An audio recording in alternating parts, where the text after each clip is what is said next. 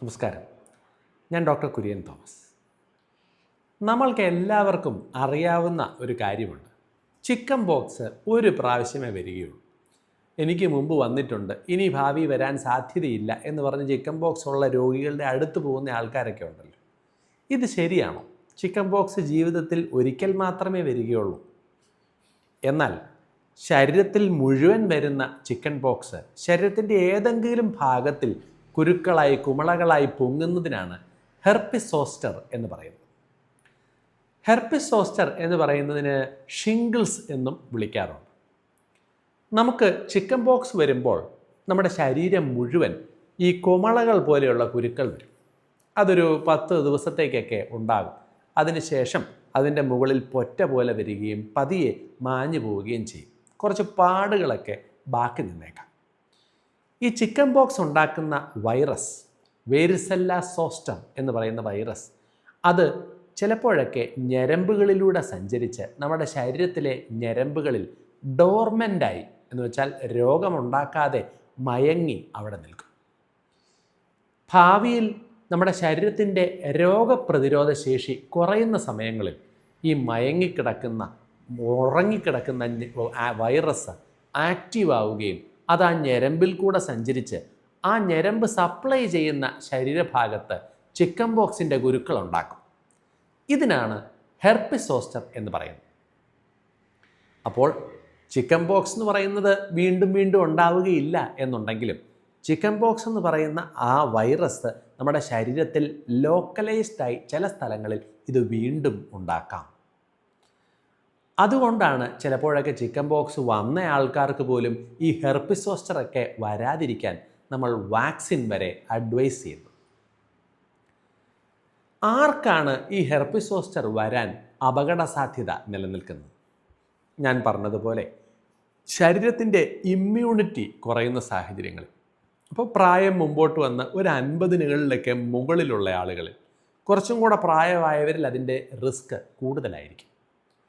ശരീരത്തിൻ്റെ ഇമ്മ്യൂണിറ്റി കുറയ്ക്കുന്ന മരുന്നുകൾ ഉപയോഗിക്കുന്നവർ, സ്റ്റിറോയിഡ്, അതല്ല എങ്കിൽ ക്യാൻസറിനൊക്കെ വേണ്ടിയുള്ള ഇമ്മ്യൂണോ സപ്രസൻറ്റ് മെഡിക്കേഷൻസ് ഉപയോഗിക്കുന്ന ആളുകളിൽ ഇത് ഉണ്ടാകാം. പിന്നെ ഇമ്മ്യൂണിറ്റി കുറയുന്ന രോഗങ്ങളുണ്ട്. HIV, എയ്ഡ്സ് പോലെയുള്ള രോഗങ്ങൾ.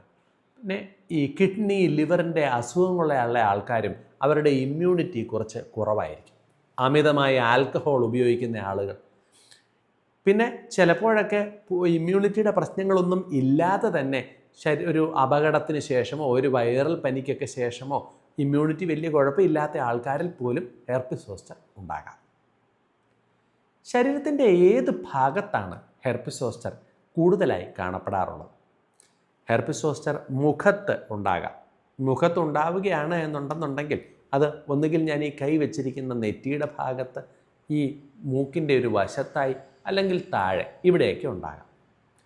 ചിലപ്പോഴൊക്കെ ഹെർപ്പിസ് സോസ്റ്റർ വരുമ്പോൾ ചെവിയുടെ ഉള്ളിൽ കുരുക്കൾ വരികയും ചെവിയിലേക്ക് വേദന ഉണ്ടാവുകയും അതിൻ്റെ ഒപ്പം മുഖം ഒരു വശത്തേക്ക് കോടിപ്പോവുകയൊക്കെ ചെയ്യാം. തലച്ചോറിൽ നിന്ന് വരുന്ന ഫേഷ്യൽ നെർവ് എന്നത് ഇതിൽ കൂടെ സഞ്ചരിക്കുന്ന ഹെർപ്പിസ് സോസ്റ്ററാണ് ഈ ചെവിയുടെ ഉള്ളിൽ കുരുക്കളും മുഖത്തിന് ബലക്കുറവും ഉണ്ടാക്കുന്നത്. അങ്ങനെ വരുന്ന ഹെർപ്പിസ് സോസ്റ്ററിനെയാണ് റാംസേ ഹണ്ട് സിൻഡ്രോം എന്ന് പറയുന്നത്. ഞാൻ ആദ്യം പറഞ്ഞ മുഖത്തിലുണ്ടാവുന്ന ഹെർപ്പിസ് സോസ്റ്റർ, ഇവിടെ നിങ്ങൾ ഈ പടത്തിൽ നോക്കിയാൽ മുഖത്തിൻ്റെ നെറ്റിയുടെ ഭാഗത്ത് അത് ട്രൈജെമിനൽ നെർവ് എന്ന് പറയുന്ന ഞരമ്പിൻ്റെ ഫസ്റ്റ് ഡിവിഷൻ സപ്ലൈ ചെയ്യുന്ന സ്ഥലത്ത് ഇവിടെ ഹെർപ്പിസ് സോസ്റ്റർ ഉണ്ടായതായി കാണാം. ഇത് ചിലപ്പോഴൊക്കെ കണ്ണിനെ ബാധിക്കാനും കാഴ്ചയ്ക്ക് പ്രശ്നങ്ങൾ ഉണ്ടാക്കാനും സാധ്യതയുണ്ട്.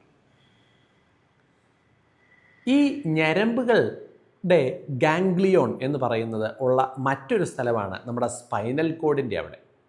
ഇവയെ ഡോർസൽ റൂട്ട് ഗാംഗ്ലിയോൺ എന്ന് പറയും. ഇവിടെയും ഈ ചിക്കൻ പോക്സ് ഉണ്ടാക്കുന്ന വേരിസെല്ല സോസ്റ്റർ വൈറസ് ഡോർമെൻ്റ് ആയിരിക്കാം.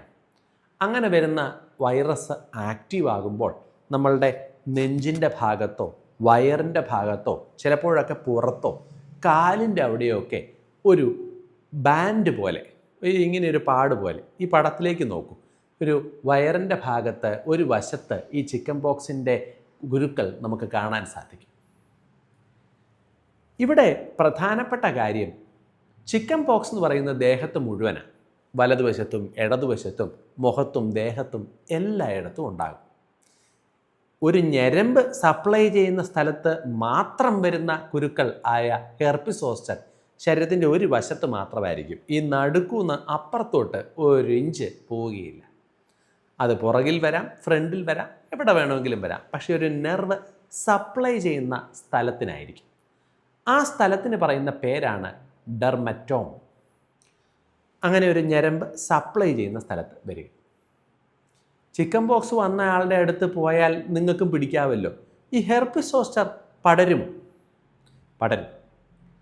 ഹെർപ്പിസ് സോസ്റ്റർ ഉള്ള രോഗിക്ക് ഈ കുരുക്കൾ വന്ന് അത് ഉണങ്ങി അതിൻ്റെ മുകളിൽ പൊറ്റ പോലെ വന്ന് പൊഴിഞ്ഞു പോകുന്നത് വരെ അവരിൽ നിന്ന് രോഗം പകരാനുള്ള അപകട സാധ്യതയുണ്ട്. പക്ഷേ വരുന്നത് ഹെർപ്പിസ് സോസ്റ്റർ അല്ല, ചിക്കൻ പോക്സ് ആയിരിക്കും.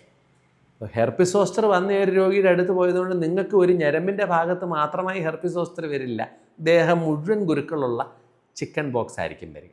അതുകൊണ്ട് തന്നെ ഹെർപ്പിസ് സോസ്റ്റർ വന്നാൽ ചിക്കൻ ബോക്സിൻ്റെ സമയത്തെ പോലെ തന്നെ മറ്റുള്ള ആളുകളുടെ അടുത്ത് പോകാതിരിക്കുകയും ഒരു മുറിയിലൊക്കെ ഒതുങ്ങിയിരിക്കുകയും ചെയ്യണം. ഈ കുരുക്കളൊക്കെ ചൊറിഞ്ഞ് പൊട്ടിക്കരുത്. പൊട്ടിക്കുകയാണ് എന്നുണ്ടെങ്കിൽ അവിടെ വളരെ മോശമായ പാടുകൾ വരികയും ഈ കുരുക്കളൊക്കെ മാറിപ്പോയാലും വേദന, അവിടെ ഹെർപ്പറ്റിക് ന്യൂറാൾജിയ എന്ന് പറയുന്ന വേദന ബാക്കി നിൽക്കുകയും ചെയ്യും. ഹെർപ്പിസ് സോസ്റ്ററിൻ്റെ ലക്ഷണങ്ങൾ എന്തൊക്കെയാണ്? പലപ്പോഴും ഈ കുരുക്കൾ വരുന്നതിന് മുമ്പ് തന്നെ ആ നെറ്റിയുടെ ഭാഗത്തോ നെഞ്ചിൻ്റെ ഭാഗത്തോ ഒക്കെ പുകച്ചിൽ, പൊള്ളൽ, പെരുപ്പ് അങ്ങനെയുള്ള അസ്വസ്ഥതകൾ ദേഹത്ത് തൊടുമ്പോൾ, ആ തൊലിപ്പുറത്ത് തൊടുമ്പോൾ വേദനയായും പുകച്ചിലായും അനുഭവപ്പെടുക എന്നുള്ള ബുദ്ധിമുട്ടുകൾ ഉണ്ടാകാം. ആ നെർവിൻ്റെ ഇറിറ്റേഷനാണ് അത് സൂചിപ്പിക്കുന്നത്.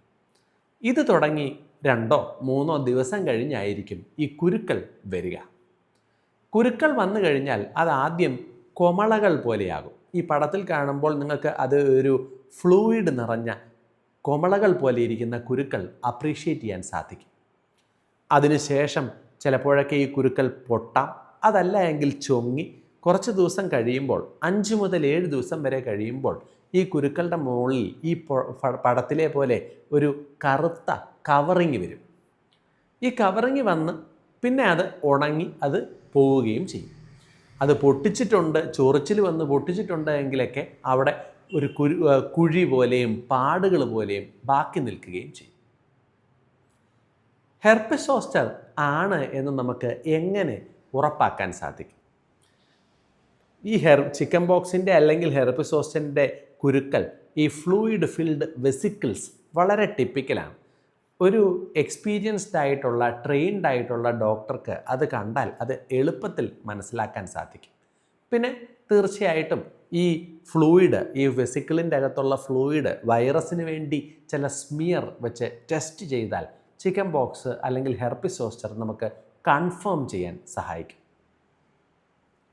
എങ്ങനെയാണ് ഹെർപ്പിസ് സോസ്റ്ററിൻ്റെ ചികിത്സ? ചികിത്സ ചിക്കൻ ബോക്സ് പോലെ തന്നെയാണ്. അസൈക്ലോവിർ അല്ലെങ്കിൽ വാലസൈക്ലോവിർ എന്ന് പറയുന്ന ആൻറ്റി വൈറസ് മരുന്നുകൾ നമ്മൾ ഒരാഴ്ച സമയത്തേക്ക് രോഗികൾക്ക് കൊടുക്കും. അതിൻ്റെ വെയിറ്റും പ്രായവും അനുസരിച്ചുള്ള ഡോസ്. ഇതിൻ്റെ ഒപ്പം ചൊറിച്ചിൽ കുറയാനുള്ള മരുന്നും, ചിലപ്പോഴൊക്കെ ഈ കുരുക്കളുടെ ചുറ്റും ഇൻഫെക്ഷൻ ഉണ്ടെങ്കിൽ ഒരു ആൻറ്റിബയോട്ടിക്കുമൊക്കെ ഇതിൻ്റെ ഒപ്പം കൊടുക്കും. പ്രധാനമായിട്ട് നിങ്ങൾ ശ്രദ്ധിക്കേണ്ട കാര്യം, ഇത് ചൊറിഞ്ഞു പൊട്ടിക്കരുത്. പല രോഗികൾക്കും ഈ ഹെർപ്പിസ് സോസ്റ്റർ വന്നു പോയതിന് ശേഷം ആ സ്ഥലത്ത് പുകച്ചിലും വേദനയും നീണ്ട കാലം നിൽക്കാറുണ്ട്.